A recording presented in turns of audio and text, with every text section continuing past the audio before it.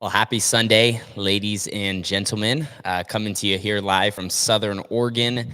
Super great to hop on here and get the opportunity to chat with you all. You know, I love to go live from time to time just to talk about our racing season, where things are at. Typically, it's from off weekends like we have today. This weekend rained out basically everywhere across the entire country is pretty nuts. Typically, maybe West Coast gets some rain, East Coast gets some rain, Pennsylvania, Ohio, Knoxville. But since it's early in the year, man, pretty big weather deal this weekend. Just about everything got canceled. Like I said, minus maybe a racetrack or two. So great to come to you guys today. Definitely let me know where you're watching from and where you're tuning in live. I know we have our US fans. We have fans in Australia. We have fans in New Zealand. Sometimes from England and over there in the UK, which is always cool, and even down in South Africa. So we have a great time hanging out with everyone and all sharing the same passion, of course, of motorsports and dirt racing, and just getting the chance to chat. So um, looking at the chat, yeah, we have Australia, Michigan, Richmond, Italy, Tennessee. What are you guys all up to on this fine Sunday? We're just gonna get logged in here to the live stream.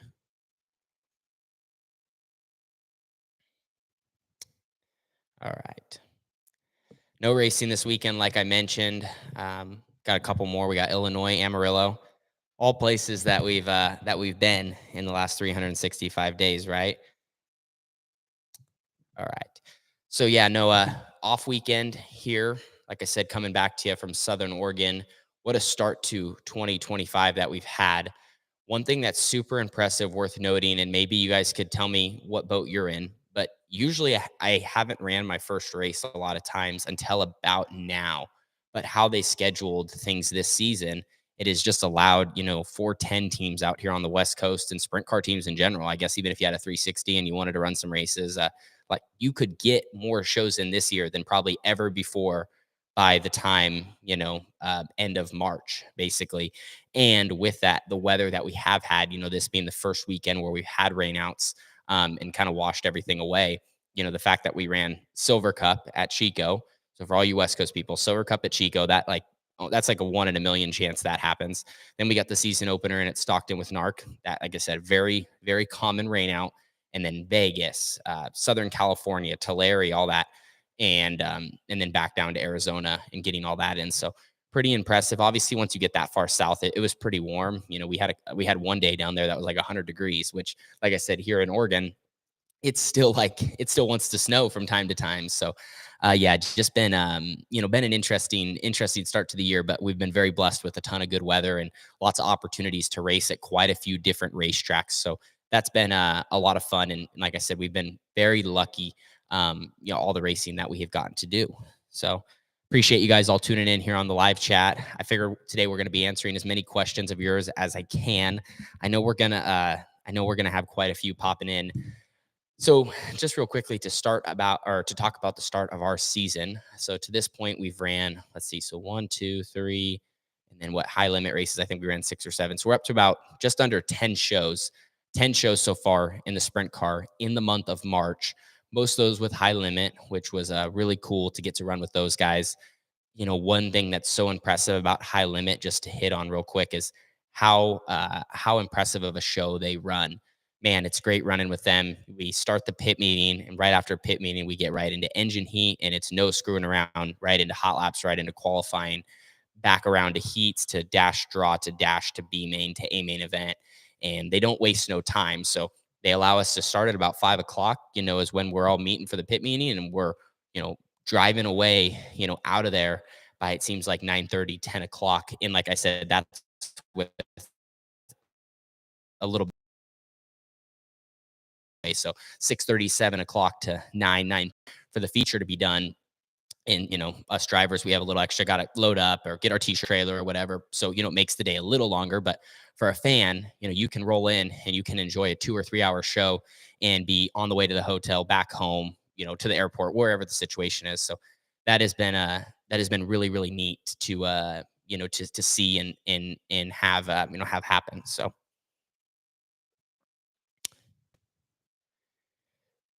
with that, let's see here.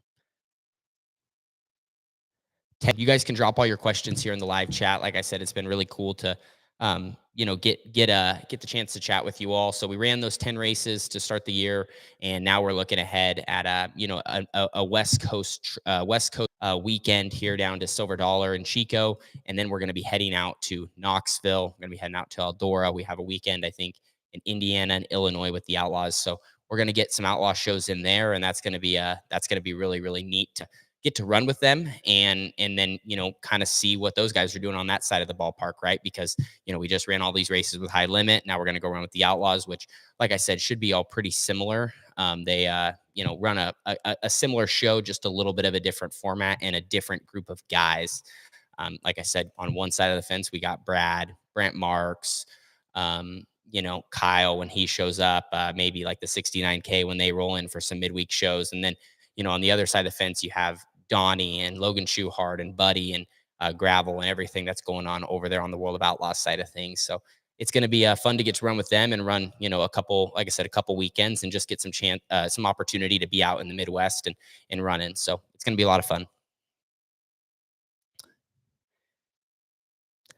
I saw I this is funny reading quite a few questions on the whole shark racing thing. I don't want to get too far into that today, just because that has kind of been the topic on all my social medias and whatnot. And I did want to put something out, kind of talking more in depth about that situation. But more than anything, obviously, really cool that for Jake himself, obviously, to make that decision for his family, to kind of take a step away from racing. Obviously, had a really incredible career, so that was a lot of fun. A lot of fun to watch. Obviously, I got to be a small part of that with that team, kind of during that era when he kind of stepped away originally. So yeah, just super super happy for him. Obviously, we'll see what kind of the future of that car ends up looking like, and sounds like they're still going to run a pretty big schedule. And chasing quite a few shows, kind of like that real true outlaw schedule, right? Kind of running around Pennsylvania, but still, going to the Nationals, going to Eldora, maybe hitting some shows down south when it makes sense. So, like I said, he had obviously a very impressive career. Did it for a long time, put in a lot of time. I think a lot of people underestimate what it takes to do, what it takes to do to be a driver, what it takes to be a crew member, what it takes to be a crew chief, what it takes to be an owner. There's so many parts of our sport, right? That yeah, it's a lot. And for a team like them, it was a different path, Shark Racing starting from the bottom and building all the way up, to basically being a World of Outlaw team. Or, they were a World of Outlaw team from the beginning, but a World of Outlaw team capable of winning races and showing up every night with the speed that they had. And, when they got on their hot stretches, winning races and winning the prelim night, the year that they both won the prelim nights of the Knoxville Nationals. So anyway, just I know how much grit and grind it takes to get there. And, I didn't even live that situation, but I just know from the outside looking in and what it was like. So pretty cool. Like I said, what those guys have done, obviously it's one of those things that, you're sad that once chapter's closing for them, you obviously, some of us would have liked to seen it continue, but it's going to be cool just how it all continues to play out. So just happy for those guys. But with that, yeah, I know quite a few of you guys were obviously asking about the 1T and stuff like that, and just see how things shake out, of course. Quite a few questions. I know a lot of people have been asking me lately about getting back to Central Pennsylvania. The two areas that people ask the most about is getting back to Central Pennsylvania and getting back to or getting out to Australia, because I've obviously never been there. And those are two places that I have probably circled the biggest on my calendar out of just about everywhere. Australia, of course, because of everything big that's going on, whether it's with Perth on that side of the fence, over on the, what would that be, the West Coast, Perth, they have so many cool things going on. It would be kind of neat if there was more tracks out there, but it seems like Perth's kind of the thing. So they have their high limit show and stuff. But then, over on the other coast, they have Speed Week, and I mean, they have all the stuff from Boxing Day through the Classic. I think it is, kind of on that side. So a lot of cool stuff going on over there, and definitely have it circled on my bucket list to get to at some point, whether it be this year, whether it be the next year. It is a little, for myself, it is a tough time of year because, obviously everyone has Christmas and the holidays and stuff, but you could kind of just block out the entire time period and go do it. It'd be really, really neat. So that's that's awesome. And then as far as Central Pennsylvania, I think one I want to get on my schedule, and it's hard because obviously with my goal of wanting to be, a full-time outlaw or full-time with high limit, right? In high limit, you obviously have some flexibility to do it. If you're an outlaw, you probably couldn't. But getting to run Pennsylvania Speed Week or getting to run, some of their bigger races back there. But I think PA Speed Week's the one to do because man, you can run 10 nights in a row, back to back to back to back. You get to go to Lincoln, you get to go to Port, you get to go to Williams Grove. Williams Grove's a tough racetrack and it's a place you need laps. So it'd be fun to get to do that because what's nice about Pennsylvania Speed Week is it's not always a new track every night. They repeat them a couple times. So just getting to see the same place a couple times in a row in one week, I think would be, pretty crucial. So anyway, definitely, I think when I look at back there, when I think like, man, when would it be valuable for me to go and get the most bang for my buck? Of course, that's the week I look at. And then as far as just what's one weekend that I'd love to also pick out would be the Tuscarora 50. I mean, I enjoyed running that with Shark when we did in 23 because it got like, rescheduled to, I think it rained out and then it got rescheduled to on top of the Outlaw weekend. Maybe it was. And anyway, it was a blast. So really had a great time, getting to run Port Royal. And I think that's, probably up there as one of my favorite racetracks in the entire United States. I've only ever been there one weekend, but that was some of the most fun I had, even when we weren't running good. Like there was two of the nights we were in the B main and I, didn't really think we had great speed and our car just wasn't, handling exactly how we wanted, but like I was having a blast. Couple questions. Brendan said Grandview's right up your alley, which I've watched quite a few races, obviously on Flow from Grandview, and another place that puts on a really good show. What's interesting about there that kind of catches my eye is it doesn't look like it has the characteristics of a lot of the PA tracks. So like it just races a lot different. Um, but yeah, definitely have that place, circled. Like I said, when I ever get out that way, I'd love to run there. Had a question about Weed Sport. That's another track that, when I think of oddballs in the country, I think of a place like Weed Sport and up in New York. It just seems like when you get all the way up there, man, the places get so slick. And I'd be interested to talk to someone on why that is. If it's obviously, I don't think it's all probably prep. It's not like they don't prep the racetracks. I would assume something about the material in the area just is just dusty and slick. I mean, the very similar situation in Ohio.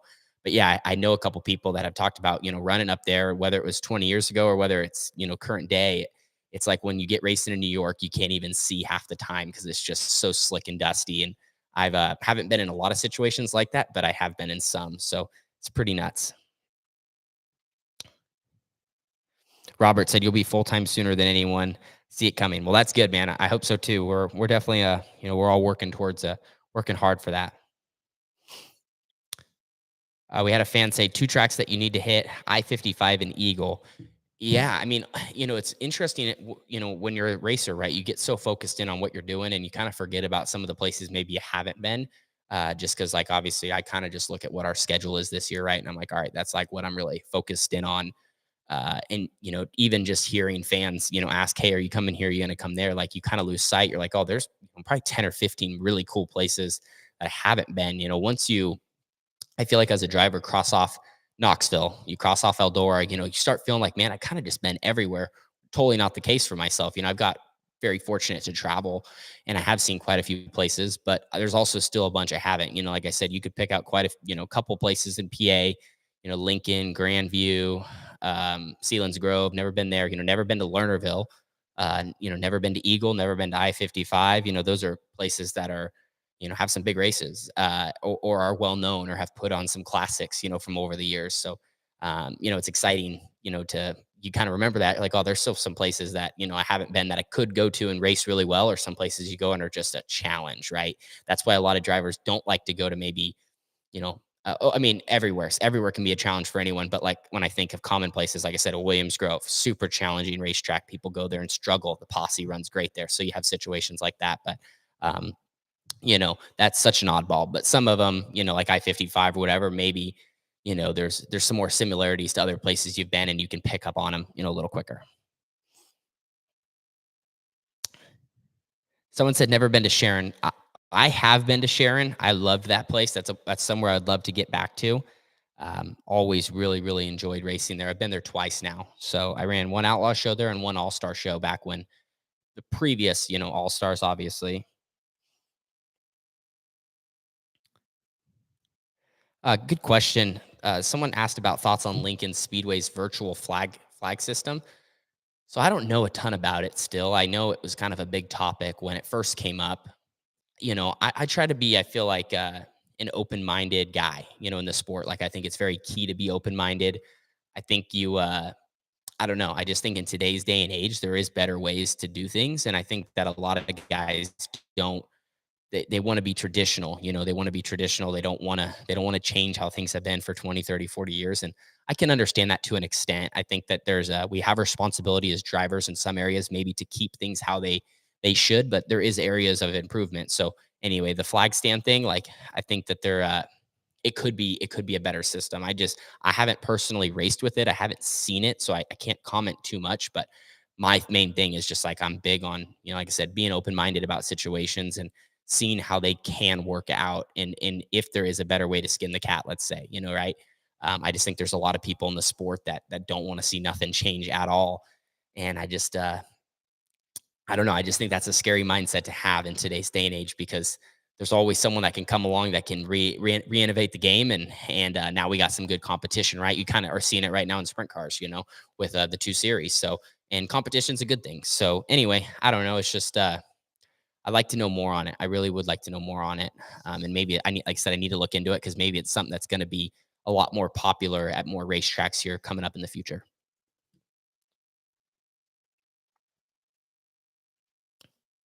Chase, he was saying you should go to Williams Grove. I don't have it on the schedule this year, man, but I'm working on it. Oh, that's a good question. Someone says, any estimate on how much it costs to build a 410 sprint car? So, like, just general numbers for you. I would say you're building a 410 sprint car. You're, building a really good car. You're gonna spend $100,000 probably. Like, the race cars that we got sitting in the pits, they're $100,000 race cars, maybe more. I think I just saw, was it on the Drivers Project, Dominic, when he threw out a number, he said like $120,000 race cars. Yeah, like I said, so you can think 80 to 120. It kind of just depends. What engine you get. Obviously, there's ways on the car to spend more money or spend less money. Like, a lot of that would include, titanium, or what brand of frame you get. Some are cheaper than others. I would say different wheel companies, you can save or spend some money there. Fuel cells, like I said, there's a lot of options. That's why, a lot of our cars that are sitting in the pits look the same, but they are not. There's a lot of differences, and not necessarily in a performance way. It's just there's a lot of different manufacturers. There's a lot of brands in the game, and that's a good thing. Like I said, competition. You have options. It's not like all of our cars sitting here are all made by one person and they're the same exact thing. So I think that's a good part of sprint car racing. And like I said, that's just where, you can spend more money in certain areas, and it's probably not gaining you a lot, but maybe, like I said, you like how this part is built, and or you like this frame, you like the people that you believe their welds are better, maybe, or they're more consistent and they do a good job. So all that really plays a big factor. As far as the engines go, like I said, 410 sprint cars, you're spending 60 or $70,000, maybe more, or more. Especially a brand new engine, you're going to spend, 70 is the number, if not more. But the used market is right around, I feel like, 60 grand. If you're finding something for less than that, man, maybe you found a steal. So yeah, that's just kind of how I look at it. And so when by the time you kind of do some quick math between a car that's maybe around 30 or more, and you have an engine that's 60 or more, like I said, you're about 100,000. You can put into your car that you need to sit on the track to go race. Obviously, that doesn't include anything else. So, like I said, you can do some quick math, and you can get to some places that are a lot of money.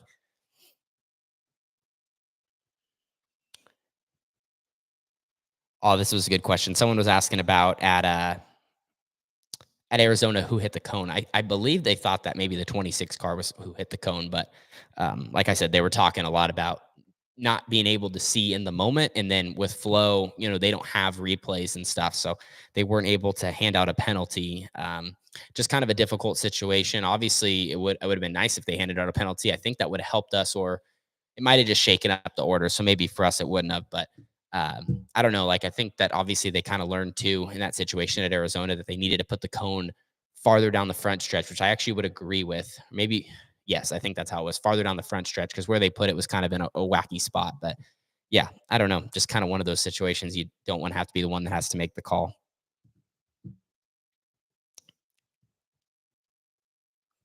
Robert was talking a lot about the owner where we just came from, Central Arizona Speedway. They've dumped quite a bit of money into it and really turned it around. And so situations like that, man, I'm really glad that those guys got a high limit show. I know that maybe the track surface was something that they were continuing to work on all weekend, and maybe it wasn't exactly where everyone wanted it in the sense of they obviously were trying to work it, trying to make sure it didn't take rubber. I feel like they did everything they possibly could, and all we can ask for is good effort.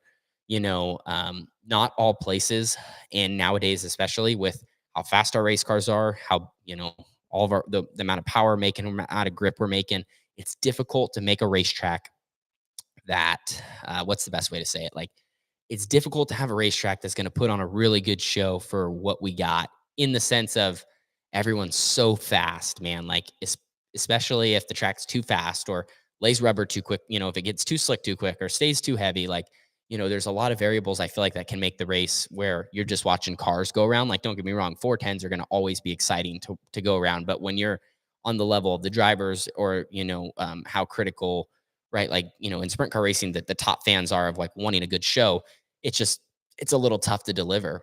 There's just a lot of variables, and at a place like that, their material, it just seemed like they had to get it so wet early in the night for it to not slick off too quick and then get hard and then take rubber. So I thought they did a really good job, both nights. And I thought it seemed like the facility super impressive. You can tell that they have worked really hard on it. So definitely a good example for places to follow, and hopefully places, hopefully Central Arizona, they get a lot of recognition, and the area continues to support that place because they've obviously, they've broken their backs to get the facility where it is, and deserve the return on everything they've done. So great job to them. And like I said, those are places that high limit and the Outlaws should want to go, because great fan turnout, everyone wins, and that's the ideal show on the road. Casey was asking, we just were talking any Midwest trips. So yeah, we're about to leave in about what is it, about a week, a little over a week. Um, we will be heading out to Knoxville for the season opener as long as the weather's looking good. We're also going to hit Eldora while we're out there, a couple other tracks as well. So it should be a lot of fun. They said mainly outlaw shows is what we're going to run, but we'll get, I think, maybe one or two more races with high limit while we're out there as well. Probably run between 6 and 8 shows, maybe even a couple more, just depending on how things are. This early in the year, there's not a lot of midweek stuff. Not a ton of midweek stuff, not a lot of options. So we're kind of going out there. We're running outlaw shows where we're going to be at. It's kind of where we're going to be at. And then, if we have a rain out or something, if there is another suitable option, otherwise you're kind of just sitting. So things don't really get too busy until, busy in the sense of, like I said, you have all sorts of racing you can go do. Like, if this place rains out, we can go here and here and here. That isn't really a thing, I would say, probably till the month of May. So for us to go out, we're going to go out a little early. We're going to hopefully get all of our nights in. And like last year, Knoxville, it wasn't even a rain issue. It was a cold issue. It was so cold. So that's the hard part. Like I said, out here, it's, 70, 80 degrees. California, it's 90, 100 degrees down south. And out there, it seems like we're still 40 or 50, at least when we were out there in Knoxville last year. So just different areas of the country. I appreciate you guys all tuning in, man. You guys know how I am. I just enjoy talking. I love my job. I'm very lucky to be a part of this sport and be a part of motorsports, and just very, like I said, very blessed to have, so many great people behind us, whether it's our partners, whether it's our community, whether it's the race teams that we're involved in, whether it's our own program. And I guess to kind of give an update on that, because a lot of people have been asking, the 18T, man, it is looking good. Like, this year is going to be a fun year. We got, a lot of great partners back. Most of our partners from last year are back. We got some new ones as well. We have basically, well, right now we got about 2 cars sitting there ready to go. Like, both of them are 95% ready to go. They just need vinyl. All the panels came back. We, whether it's powder coat or paint, fuel tanks are on because we had to get those painted. Uh, Basically sitting there, we're just missing our car we're starting the year with has an engine in it. We're missing our top wings because those are Down, we have our top wings down in California, where where they're made, and they just need vinyl on them. So those will be at the shop eventually.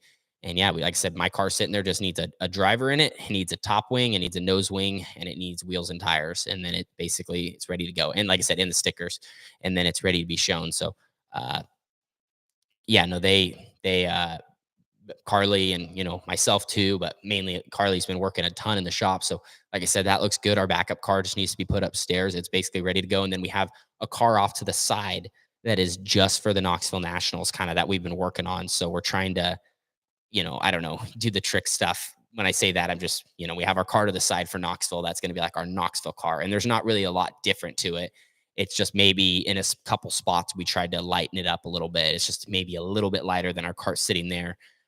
Just because at the bigger places, man, weight is such a big deal. So we have a we have that off to the side, which is an area of our program we're trying to be better. And like I said, just trying to get our cars a little bit lighter. I just feel like that's something maybe in the past we didn't even realize we were a little heavy. And so anyway, just trying to take those steps, right? Because all these teams, man, everybody's pushing the limit. So for the nationals or whatever, you want to bring your best stuff. So we got that off to the side, and then we have our two cars, and then preparing like what would be basically our kit car. So yeah, everything's pretty close to ready to go. Like I said, just waiting on a couple small things in a few areas, and then we'll be off to the Midwest. And by the time we get back, we will be basically ready to begin our season in the 18T in like a week or two. So we have that first race at the end of May, and then we pick back up June 11th. So let's see, a little over 2 months from today. A little over 2 months from today, the 18T will be on track.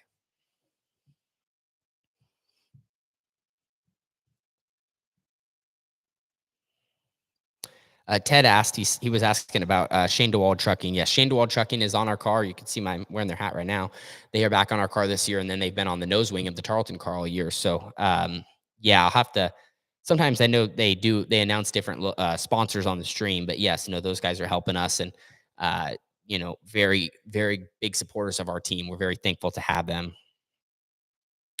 Roberto, he said, when are you going to fully start racing with the Outlaws? So obviously not a full-time competitor, but looking to in the future, man. It's definitely on my list to be a full-time outlaw at some point, or be full-time with high limit. To me, it doesn't like I'm not like I want to go one way or the other, and there's a reason or a motive behind like why I want to be an outlaw. I want to be, what is it, high roller.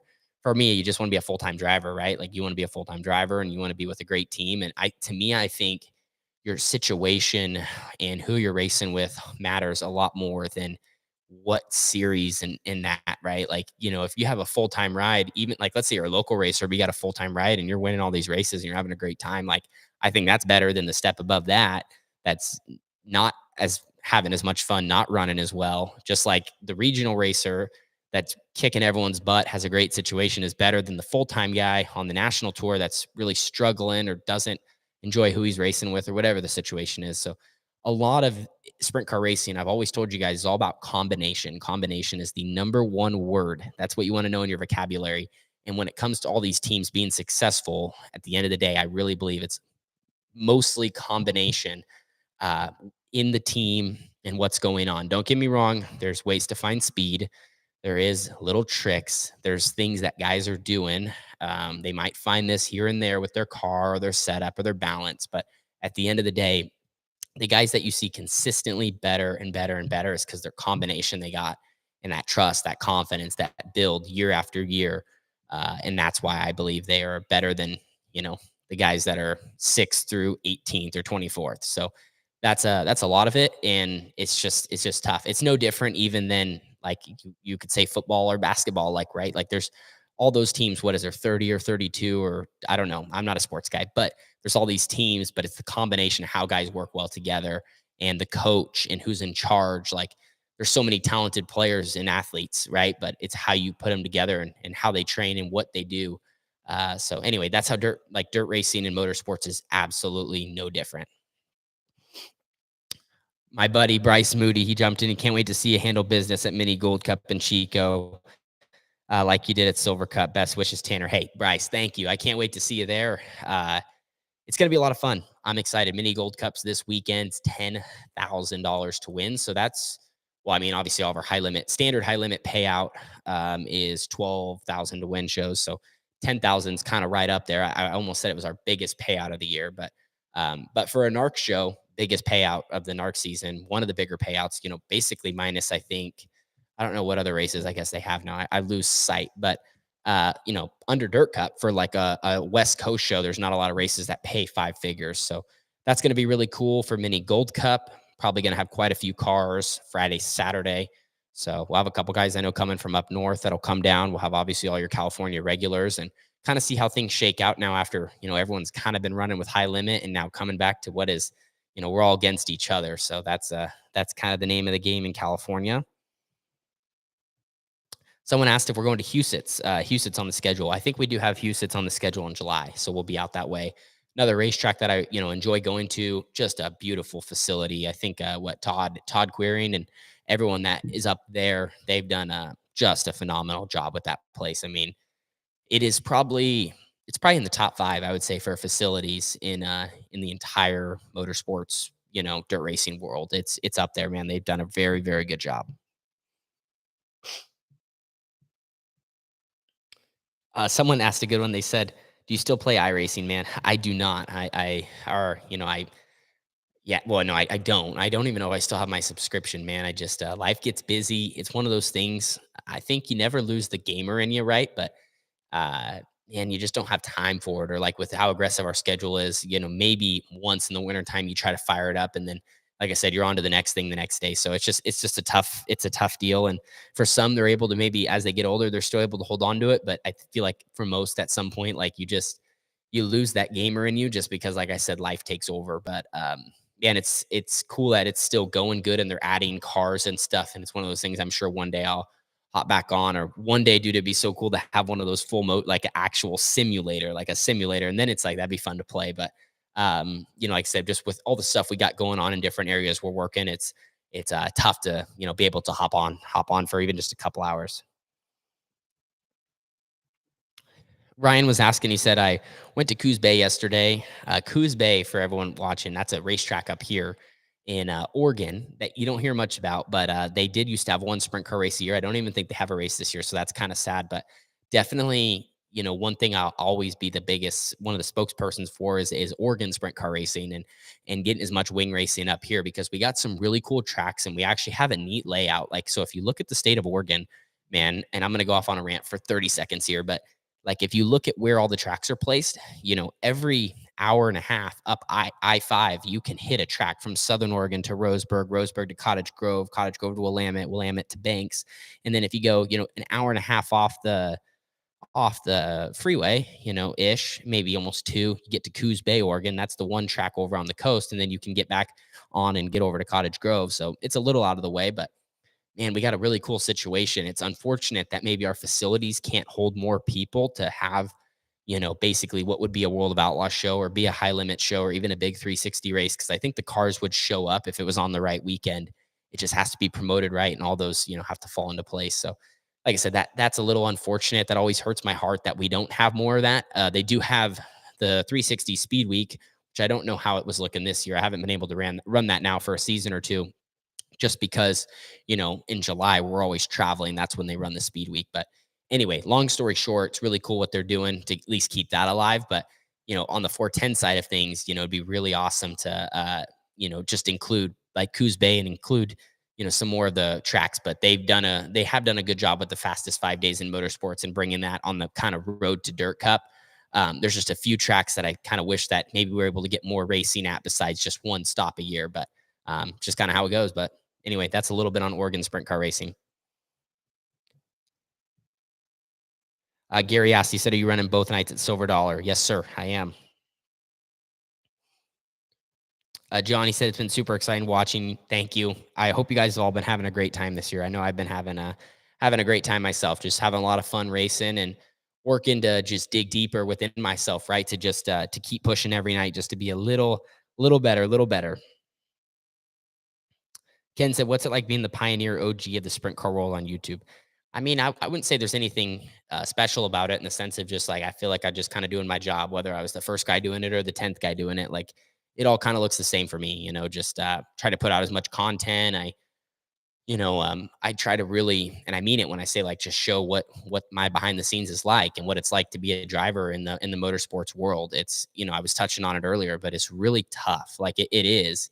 This sport is really hard, and not just from my angle, and I'm very blessed and fortunate. Like I get to do the fun part, I get to drive the thing and stuff. But man, the crew guys that are involved in the sport and the owners, man, like, since I have ownership in my team, like I know what it's like, man, from getting sponsors to ordering parts to cars and like, man, all the different sides. Like I said, then, the people that are working on them, I got an awesome sister that has really dedicated so much to being a good mechanic and stuff. And there's a lot of guys out there that have, put in the time to become crew chiefs or to become car chiefs or, they're entry level tire guys. And man, like it's a grueling sport, man. That's why you see guys come and go very, very often because it's just it's it's a little bit of fun for a lot of work, and there's just not a lot of reward in it. But it is fun. Don't get me wrong. I'm not saying it like sucks. I'm just trying to describe it in a way to where you can kind of understand where I'm coming from. So, and then as a driver, working your way up the ladder. But anyway, everything that I do, I just kind of try to show some of that and show a lot of the fun. I try to also show some of the tougher parts because that's real. But anyway, yeah, no, it's just like I said, very, very lucky to be in the situation that I'm in and have a lot of fun doing it and want to share that with you guys. John, he was asking, we actually kind of just chatted on this a little bit. I'll hit on it again. He said, can you describe how tight the competition is and what separates the top five teams from kind of the rest? Okay, so realistically, when you look out on tour and you look at the Outlaws, you look at High Limit, like there's not a huge competition gap with equipment. Like a lot of guys have engines that run, a lot of guys have really nice cars.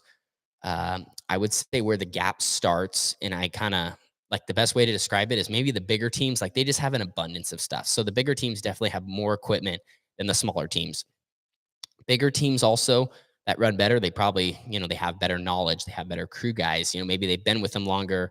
Uh, you know, like I said, more knowledge, been in the sport, they're just one step ahead of the game. So that is huge as far as how guys are running better. Like they're just like, let's say there's a trend in what guys are doing to make more grip, right? Like the top five teams are just doing it faster than the lower guys. Like they're stumbling on it quicker, or they're innovating to make their car better. Um, so as far as that, and then like I said, I feel like the top teams just have such good combination. And then usually when they don't have the combination that you're looking for, you might see a top team be, maybe at that bottom half of the top five. They're still a top guy, but there's other guys that are doing it a little bit better. So as that shift happens between, those top cars, a lot of it's just how the combination's doing in the moment. Like the driver to crew chief, and honestly, all three spots, tire guy, car chief, and crew chief, how are they all working together? And I feel like when you see guys getting on a roll, a lot of that's just that chemistry. They're unloading with speed, they're going out on track, and they're just like everything, like it's not like anyone even has to talk all night long. Like they just know what's going to happen, they know what they want to do with their race car, and the driver just gets in, and like I said, it's just like you press a button. It's like, all right, press a button, he goes fast, and then all right, third quick. All right, press the button, wins the heat race. All right, go draw. All right, draws the front row of the dash, win the dash. All right, 25 lap, 30 lap feature. All right, press the button. All right, well, we won, or we ran second. So it's just that repetition over and over. And the good guys realize how to put themselves where they need to be every night to be successful, to win, to get that top five, if that makes sense. Ken said your sister's dedication and desire is evident. No, absolutely, man. She's unreal, unreal. Like I always try to give Carly as much credit as I can because where I'm at. It's a big part of from her hard work and also sacrifice. Not being in the seat, but also taking on a really cool role and in man being like being a mechanic. Like I'm not saying like just like being help. Like Carly is a mechanic. Like she can work on stuff and she can make a race car better and obviously she still has more to learn. She's young, but like, man, like she can set up a race car. Like she knows how to set up a race car and like what adjustments are going to do. And like I said, now the difference between her and a guy that's, been doing it for 30 years, well, it's that 30 years of experience and knowing what to do when. And like I said, she has a road in front of her as well. But like Carly's like, she'll get in there and get her hands dirty and get the job done. So she does a great job.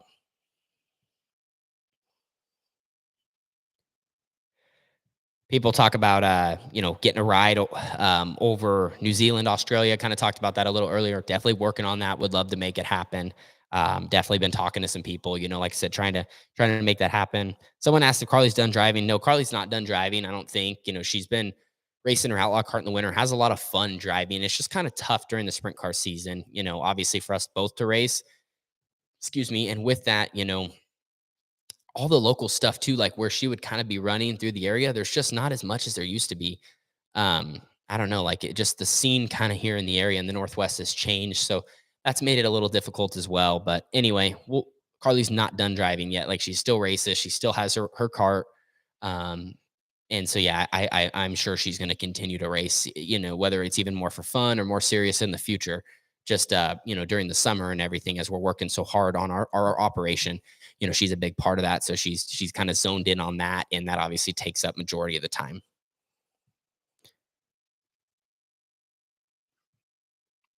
Ken asked, "Does your father ever get tired when he's trucking behind the wheel?" Yeah, no, absolutely. He's a superhuman too, but he does get tired, man. It's a lot. It's obviously hard to put down that many miles. I don't know how he does it.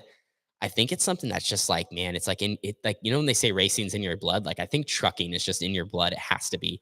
A guy like him, like I have no idea sometimes how he can do the drives that he does, or and it's one of those things like my dad does like it, but obviously like everyone has their point. Like it's not like he enjoys maybe 3 days in a row, just putting in the miles. Like maybe it's great for a minute and then you're just doing your job after that. But yeah, I don't know, man. He's a superhuman though, and teams need stuff like very valuable to teams, so he's my dad, but man, like like we've made it home a lot faster because of him, or he's kept keeps the equipment safe, does a good job driving. Like that's things people don't think about really, right? So no, very thankful for that. But absolutely, I'm sure there's times where he's like he would love to just snap his fingers and be home and not have a 10-hour drive ahead of us, or like I said, we're going cross country and stuff. So it's just part, like I said, the best way I always describe it, I always tell people, Bobby Allen, he looked me in the eye and he said, it's just part of the job. And so the driving places or being away, like all that's just part of the job. So it's what you sign up for when you're, wanting to be a in motorsports. Let's see. Michael said, like to see Tanner spread his wings, but I believe his family would know best. And also, mentor sponsor might be his potential in the future. Man, yeah, at this point, I think it's one of those things. A lot of people are always asking, like, what's your plans? What's next? And it's like, man, right now we're just going one race at a time. So, like, I've been having a great time racing with Tarleton. We have our races coming up in the 18T, and the most important race is the next race. Like, nothing after that really matters. So, our next important race is Friday night at Chico, and then the next important race after that is Saturday, and then from there we'll figure out what obviously there's preparation, there's preparing, but like as far as what's ahead, it's just what's next.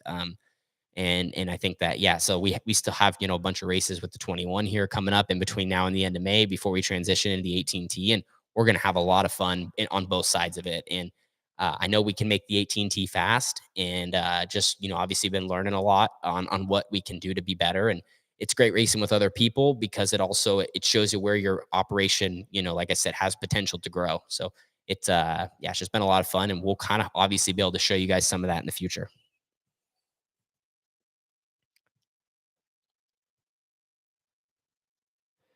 Shaggy said, "At times your car sounds like it's hitting high RPMs. Other races, it sounds like it is lugging. I keep trying to give it gas through my screen. Do you have a rev limiter on the car?" That's funny. Trying to give it gas through the screen. Yeah, so kind of the insight on that would be, certain places, obviously, you're gearing your engines differently. I would say a lot of the times, though, in 410 racing nowadays, it seems like guys definitely are screaming their engines a lot more, just because of how maybe the tracks are, how the tires are. Like, it's just important if you have that consistent wheel spin, your car is constantly moving forward when it's accelerating in any form of grip, if that makes sense. It seems like the days of maybe keeping the car under you a little bit more, like, there was, and I can't speak because I'm young, but it sounded like, maybe 15, 20 years ago, you had guys that, it was a lot more important to roll out of the throttle in situations, keep the car under you, be moving forward. where I do think that nowadays, there is more of the style where guys can drive really, really hard, and you're actually better off to scream the engine and gear it to where it's just shoving the car forward. And like I said, the tires kind of go along with that. This new Hoosier that we've been on now for a couple seasons. Is that correct? I don't completely know. That's just the feedback I hear from others. And then I kind of feel also when I'm driving in the car. So I would say the goal more nights than others, guys are really gearing it to just, immediate throttle off restarts, takeoff. Like I said, you're just scream the engine and keep an eye on it during the week, during the maintenance to make sure everything's okay. Carson Thomas, he said, congrats on 80K, man. Thank you. Seriously, ready to see you get that first national win. Man, that's the goal. We're going to keep working towards it. We've been, obviously, like I said, a lot of that's part of dirt racing. When I talk about how hard it is, like obviously there's a lot of things that go on behind the scenes in all areas. And so we've just been just chipping away, man, just chipping. And I think, I know we're going to get there. I know we're going to get there. It's just going to be that night where, man, things line up and it was our night. Really excited for that. And then, obviously once you're able to complete that goal, it's the repetitiveness of it. And, hey, why did that night go our way? Why did we, how do we put ourselves in position? And like I said, yeah, all you can try to do is duplicate it. And that's why you see the top guys, man, they just know how to duplicate next. James had asked, are you going full time with high limit? So I answered this last week. Unfortunately, no, I will not be full time with high limit. I really wish, but one of those situations, it's just not going to be possible this year.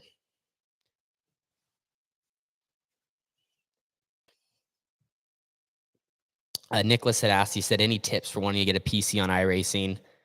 Um, Man, like I said, I'm so out of the game with all that stuff. I can't really, I'm not too much help when it comes to the iRacing side of things.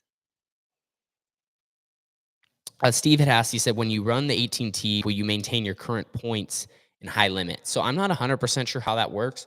I think if there's driver points, I would technically be in the driver points. Let's say if I ran the rest of the year, let's say I pick up where I'm at. Let's say I'm going the rest of the year with my car, I would be in the driver points, but I'd have to run under either the Tarleton banner to get the owner points, or I just wouldn't get the owner points at all. And I believe the owner points is where, and I could be wrong. I don't know how high limit does it. If they split it with the driver and the owner, or they pay the owner and then it's the owner's job to pay the driver. If that makes sense, right? Like these hired guys that are on deals. So I don't actually completely know how it would work, but I would say unless I like run a 21 number or something, like it would be under Tanner Holmes Racing as an owner. And then, I would obviously be at the bottom of the owner standings running that first race. So not 100% sure how it would work, but that's kind of, I would think, the ideal, how they would score it.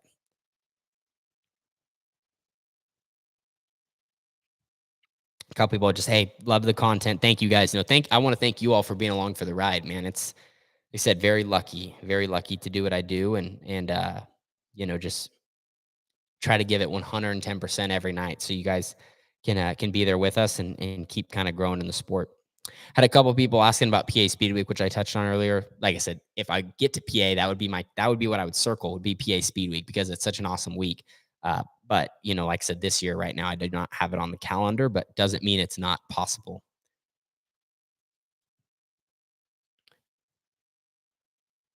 Shoot, people are talking about some of the weather out that way. Like I said, everywhere, man. I mean, even right now it's raining where I'm at here. In the Northwest is obviously unique. It's just very, very wet here till, sometimes the middle of May, end of May. So it's hard to get any races in. Your window of racing and opportunity is just this big compared to some places that's this big. But usually the places where the opportunity is this big in the middle of the summer, actually, when, it's not raining or whatever, it's so hot you can't race. So like where we just came from in Arizona, they said the summers there are miserable. And so it's like, it's probably hard to race actually because it's so hot and hard to get people to the track, which I can totally understand.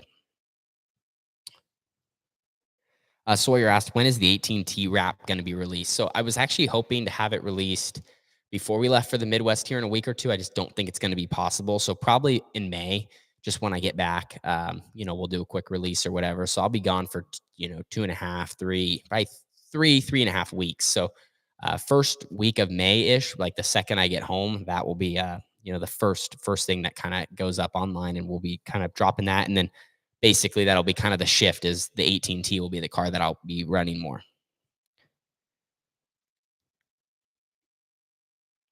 Terry asked, he said, "Will you be using the Tarleton crew chief for your car?" So, kind of basically, when we're running our car, like we're going to be in alliance with the Tarleton.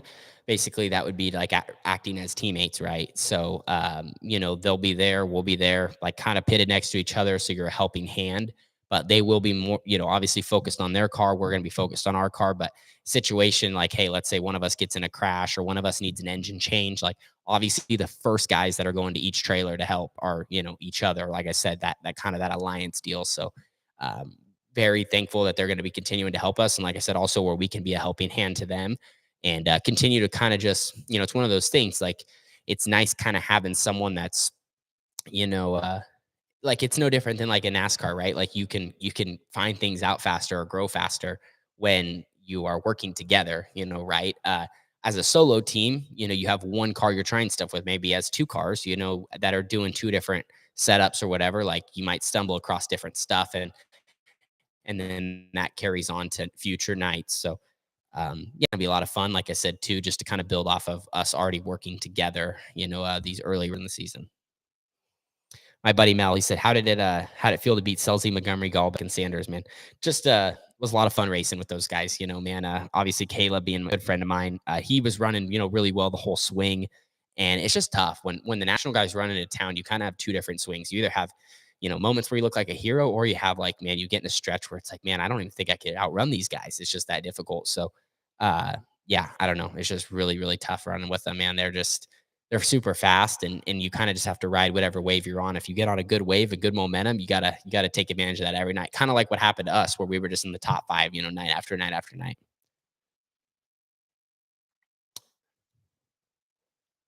Let's see. Sawyer said, any plans on wrapping the trailer and the meal? No, I think we're actually going to continue to kind of leave that stuff a little more plain, just kind of part of our program. It's a little tough too, especially if your car's changing every year. Then like your meal wrap's got to change every year. And the trailer, we don't wrap the trailer for other reasons, just kind of not to draw attention to the program going up and down the road because there's all the different rules you need to follow, for that stuff. So we just leave the trailer white. It's just better.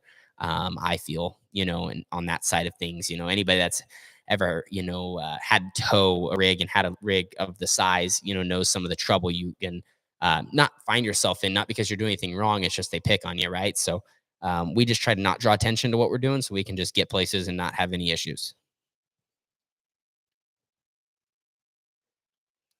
Carson was asking, you still plan on running the nationals? Yes, sir. So we are still running the nationals. We'll obviously be in Knoxville for 360 and 410 and the Capitani Classic. And maybe this year we'll be at Oskaloosa. We talked about going to Oski. So if we have a car that we can run at Oski, everything's good, everything's looking all right, and we can run Oski and not have to run our car that we're running at the Nationals, then we will, higher chance that we're going to do it.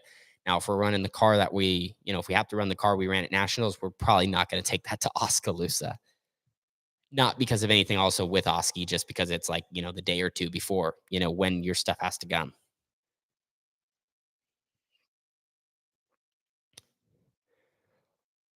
Well, I've really had a lot of fun chatting with you guys today. It's been really cool.